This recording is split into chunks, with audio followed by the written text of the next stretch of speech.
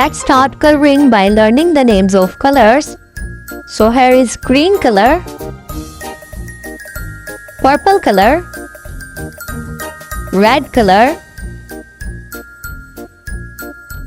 parrot color, yellow color, orange color, pink color, and the last one is blue color.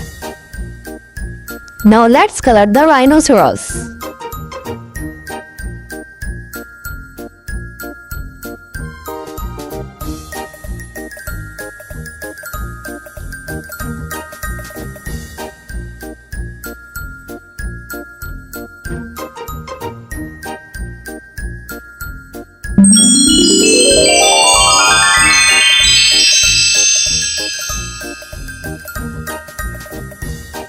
So how many rhinoceros can you see on the screen?